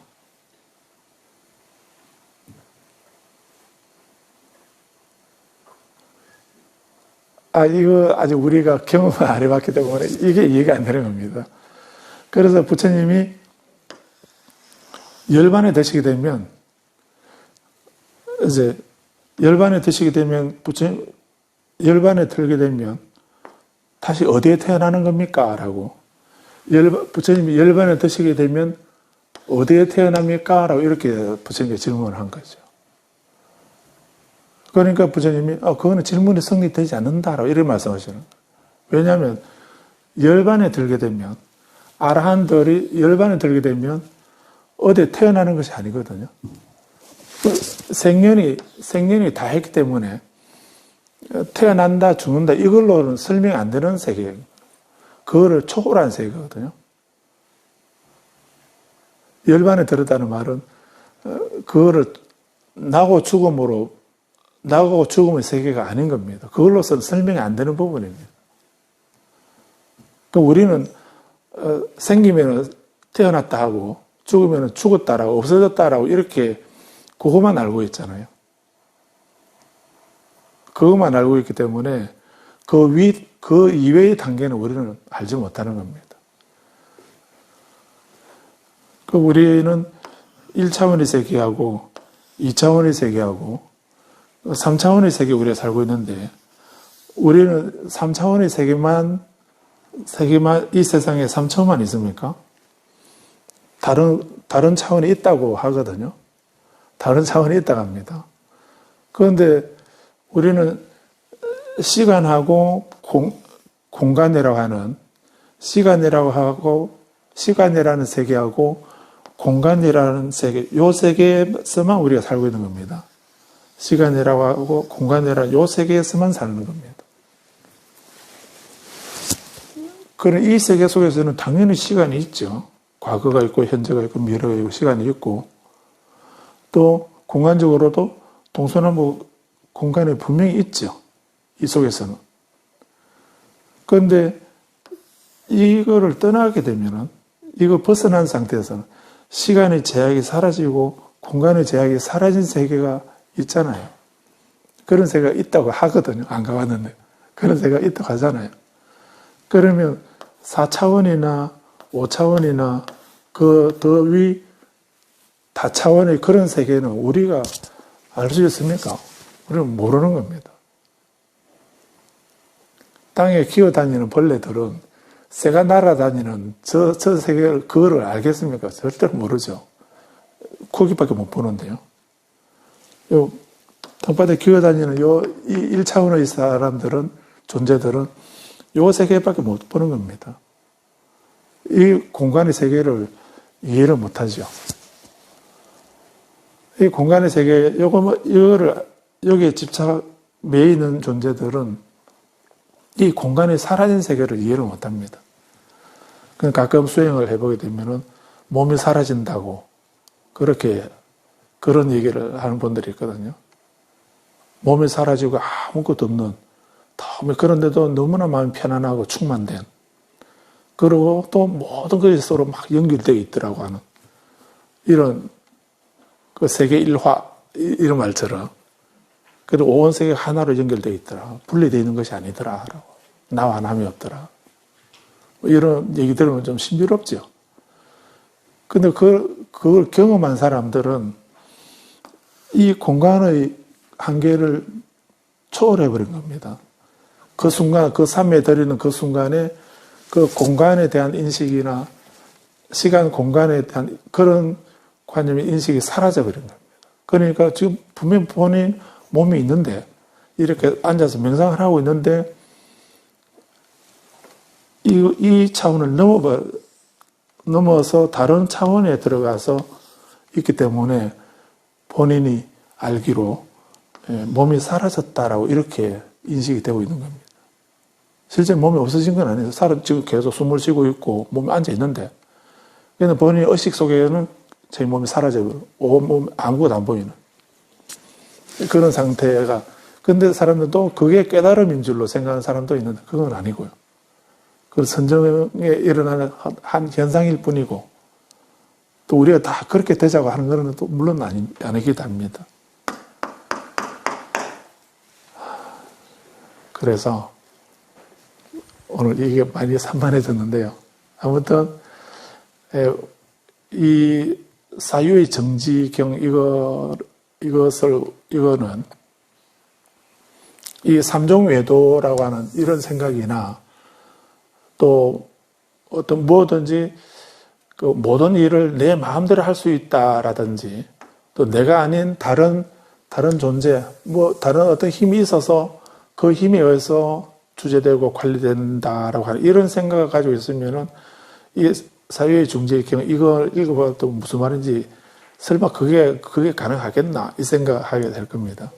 그런데 이 경은 이제 모든 것은 삼종외도로 이루어지는 이런 것이 아니기 때문에, 그래서 우리에게 일어나는 모든 일들은 일체 유심조라 이렇게 했는데, 그 유심이라 할 때 그 유심조 할 때 심이라 하는 것이 우리가 늘 말하는 마음이라 하는 것이 실체가 따로 있어서 이런 마음들이 그 모든 것을 만들어낸다라고 이렇게 이해하게 되면, 그러면 이 영원히 늘 존재하는 마음으로 이렇게 이해하게 되잖아요. 근데 그런 의미에서 마음이 아니라는 겁니다. 일체 유심조할 때 심이라는 것이. 그 유심조라고 할 때 심은 이거 우리들이 인식하는 그 다른 말로 하면은 의도라고 이렇게 해도 됩니다. 뭔가를 하고자 하는 마음. 그 의도가, 그런 마음이, 그런 의도, 의지, 이런 것이, 근데 이런 의도는, 이런 마음이 실제로 존재하나요? 없지 않습니까? 이것도 연기한 것인데, 그래서 이런 어떤 계기로 해서 그런 어떤 생각을 갖게 되잖아요. 그런 것을 우리는 의도라 이래 할 텐데, 그래서 이런 의도에 의해서 모든 것이 이루어진다, 만들어진다라고 이렇게 아셔야 된다는 겁니다.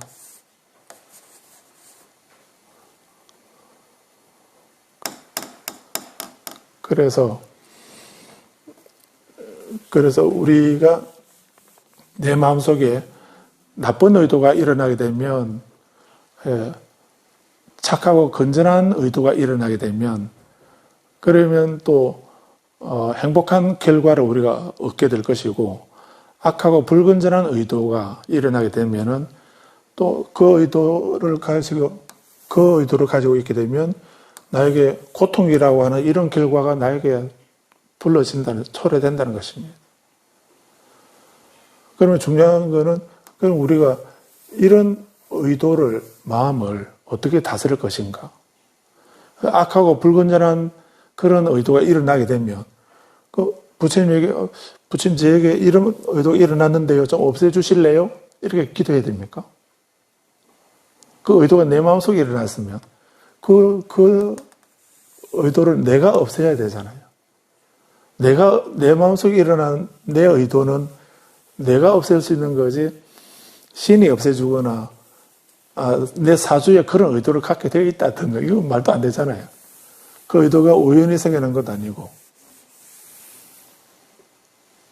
그래서 사유중지.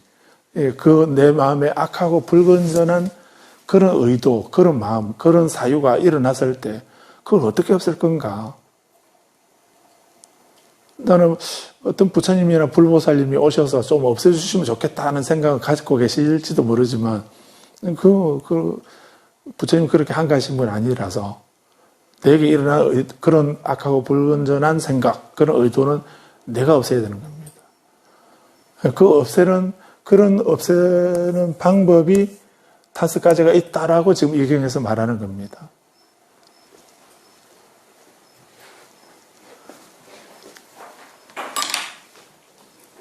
뻔히 알고 계시는 건데 너무 길게 말씀드렸나요?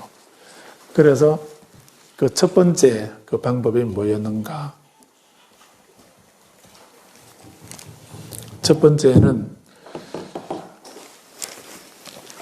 어떤 그 탐욕과 관련되고 성냄과 관련되고 어리석음과 관련된 그런 악하고 불건전한 사유가 일어나게 되면은 첫 번째 방법은 어떻게 알아야 했던가요? 생각을 바꾸라고 했죠. 다른 생각으로. 그 인상과는 그 악하고 불건전한 사유가 일어나게 되면은 151페이지에 4번에서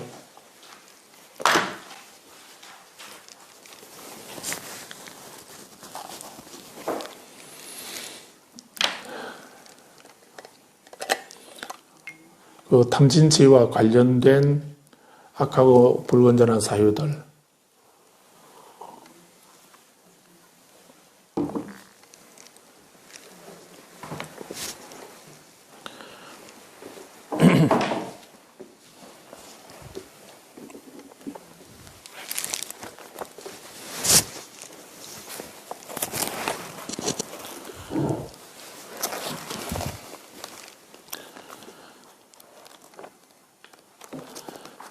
그 우리 8정도 분별경 한번 보실래요?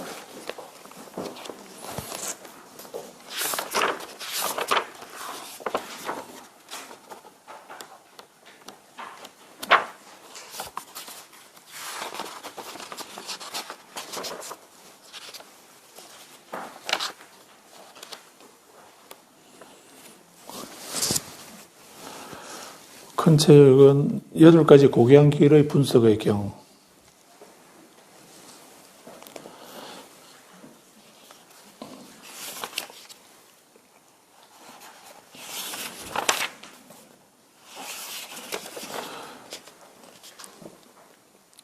그 135페이지 보시게 되면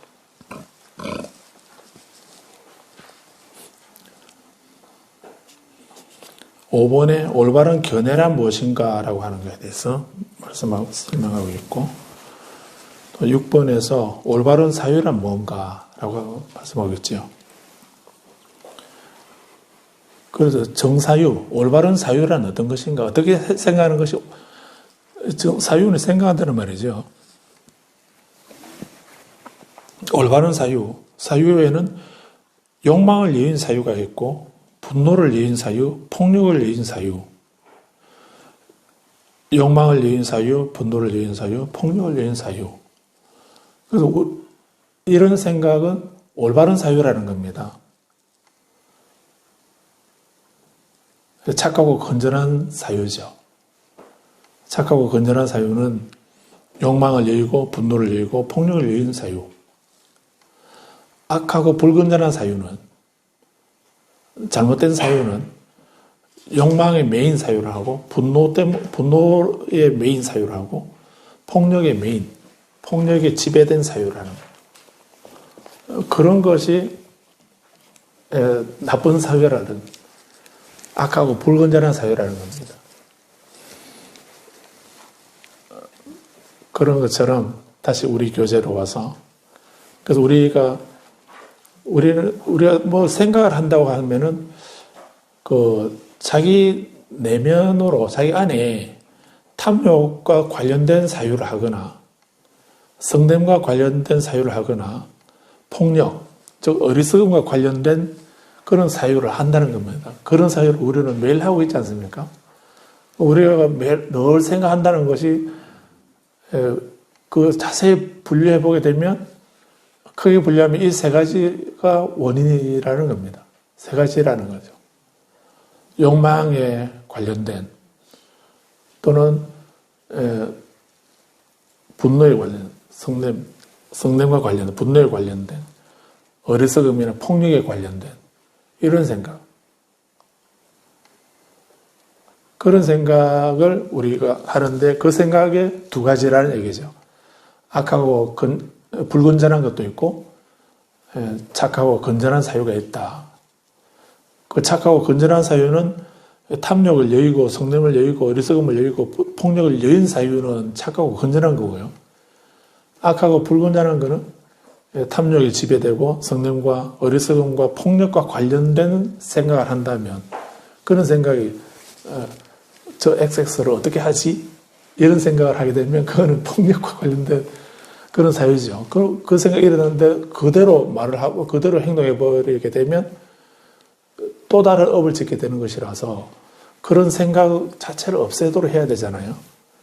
그렇게 없애려고 하면은 첫 번째 방법이 그 인상과는 다른 폭력이나 탐욕이나 성냄이나 어리석음과 관련된 그과 관련된 인상하고는 다른 인상, 다른 그런 악하고 불건전한 인상과는 다른 선하고 건전한 어떤 인상에 관련된 정신활동을 일으키게 되면 그 악하고 불건전한 그런 내 마음속에 일어나는 탐욕 때문에 성냄 때문에 어리석음과 관련된 그런 악하고 불건전한 사유들이 사라진다는 겁니다.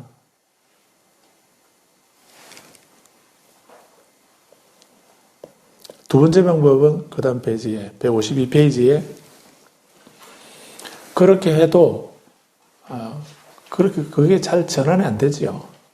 미워 죽겠는데 꼴도 보기 싫은데 이 생각이 들게 되면 그게 그 다른 생각으로 착하고 건전한 생각으로 옮아가지지 않죠. 그렇게 전환만 되면은 바로 되는데 그런데 그렇게 전환이 안 되면은 두 번째 하는 방법이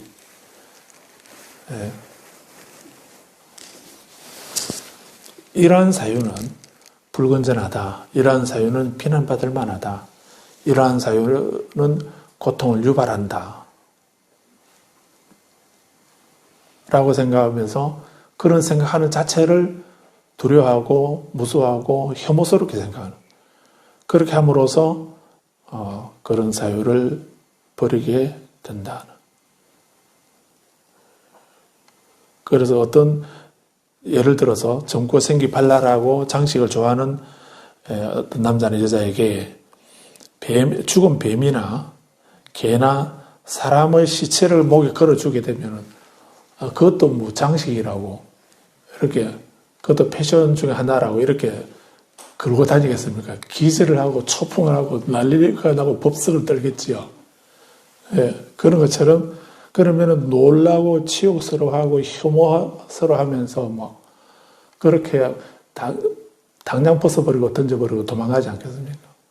그런 것처럼 내가 이런 생각을 탐욕에 매인 생각을 하고 분노나 성냄이나 폭력이나 어리석음과 관련된 이런 나쁜 생각을 하게 되면 이거는 불건전한 거다. 이런 생각은 지혜로운 사람들에게 부처님에게 비난받을 만한 생각이고 이것은 나에게 고통을 유발하는 불행을 고통을 유발하는 그런 생각이다라고 생각하면서 마치 시체를 목에 걸어주면 놀라고 치욕스러워하고 혐오하는 것처럼 그렇게 그 생각을 싫어하고 혐오스럽게 생각하고 떠나야 된다는 이런 얘기입니다. 우리는 이 정도 하면 다 끝나겠는데 그래도 누구는 그래도 안 되죠. 그래도 안 되면은 세 번째는 기발한 방법을 말씀을 하십니다. 세 번째 오늘 153페이지에 그런 불건전한 사유가 생겨나면은 그러한 사유에 책임을 두지 말고 정신활동을 일으키지 말아야 된다. 그 생각에 꺼달리지 말고 매이지 말고 거기에 집착하지 마라. 판단 중지하라는 겁니다. 그런 악하고 불건전한 그 사유에 그거를 생각하지 마라. 책임을 두지 말고 정신활동을 일으키지 마라. 그러면 나만 손해 아닌가? 내가 없는데 무슨 손해가 납니까? 내가 없는데 무슨 손해가 나죠? 그러니까 그런 생각하지 말고 그런 활동에 정신활동을 일으키지 마는 거. 판단 중지하는 거. 생각 안 한 거. 그 생각에 대해서 투명인간처럼 취급하는 거. 말이 되나? 예.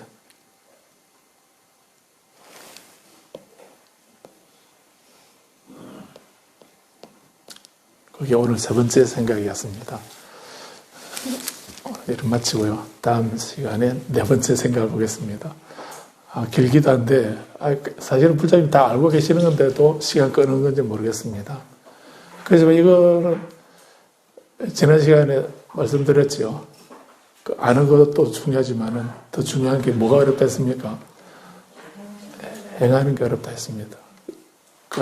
부처님 일 하신 말씀이지. 이렇게 생각하고 넘어가지 마시고요. 우선 첫 번째를 한번 시도를 해보십시오.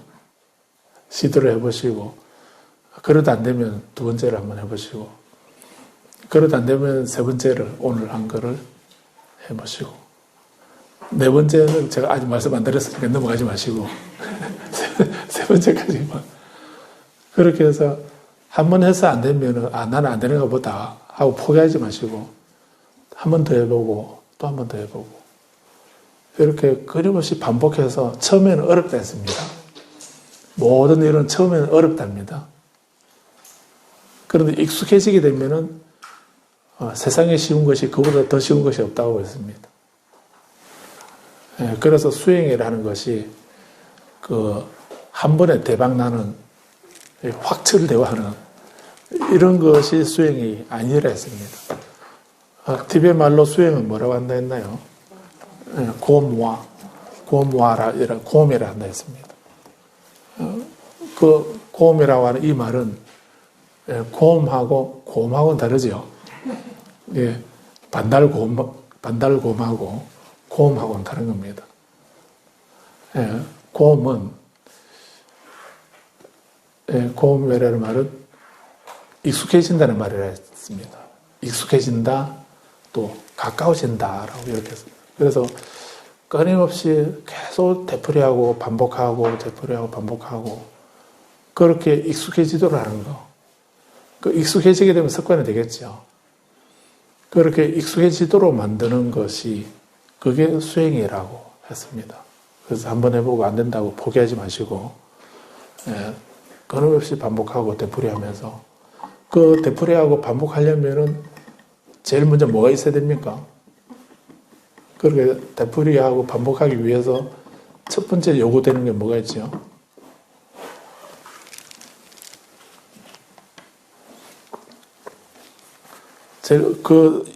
되풀이하고 반복하기 이전에 요구되는 것이 뭐가 있나요? 믿음이죠. 부처님이 이렇게 말씀하셨으니까 절대로 내가 손해보는 일은 없을 거다. 그 신심이 바탕이 되어야 되는 겁니다. 그 신심, 그 확신. 거기에 대해서 확신을 가지지 못하면 괜히 이렇게 해서 나만 손해보는 게 아닌가. 이런 생각을 또 하게 되죠. 그래서 부처님 말씀에 대한 절대적인 흔들림이 없는 그런 확신을 바탕으로. 그래서 그 해인사에 그 원당함에 계셨던 그 해자 암자 큰 스님이 하시는 말씀이 저는 개인적으로 그 말씀 별로 안 좋아하는데 그런데 큰 스님께서 하시는 말씀이 어떻게 뭐라고 하시던가요? 기억나나요? 공부하다가 죽어라고. 공부하다가 죽어라 라고 이렇게. 물론 그 말씀은 우리가 죽기 위해서 공부하는 것도 아니고 공부하다가 죽을 것 같으면 차라리 공부하다가 죽어라 보다도 공부 잘해서 잘 살아라 이렇게 하면 어떨까 저는 그 생각을 했는데 근데 큰 스님이 그런 말씀하신 그 의도는 그래서 그 말씀에 절대적인 확신을 가지고 신념을 가지고 신심을 가지고 하게 되면은 설령 내가 공부하다가 죽는 한이 있더라도 나는 이 공부를 해야 되겠다. 이 공부를 하게 되면 나는 번뇌를 지멸하고 깨달음을 얻는 그 깨달음을 얻게 된다고 하는 이런 확신을 가지게 되면 공부를 할 수 있겠죠. 그렇게 공부하다가 죽는다 하더라도 후회 안 할 거고, 후회 안 하고, 원망 안 하고, 그렇게 하게 되겠지만, 저처럼 조금이라도 의심을 가지게 되면, 그러려고 공부하냐? 이런 식으로 생각하게 되면, 공부도 못하고 수행도 못하는 겁니다. 수행도 못하게 되는 겁니다. 그래서 어떤 수행이라도 하기 전에 제일 먼저 필요한 것이,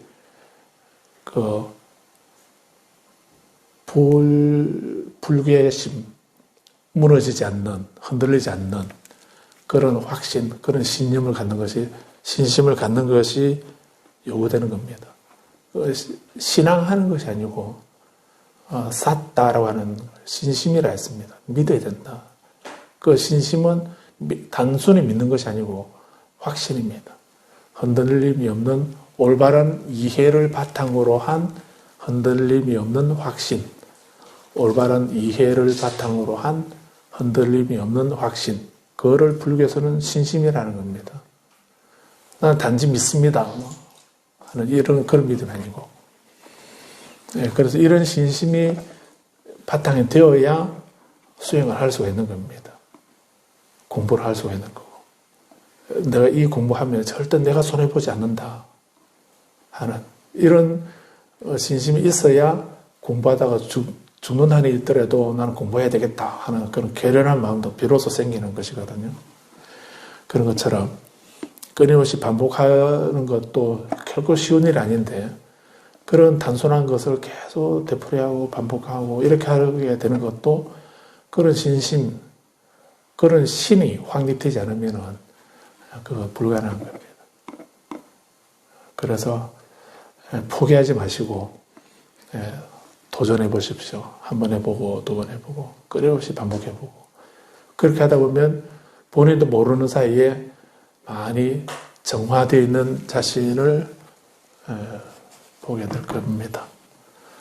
여기까지 말씀드립니다.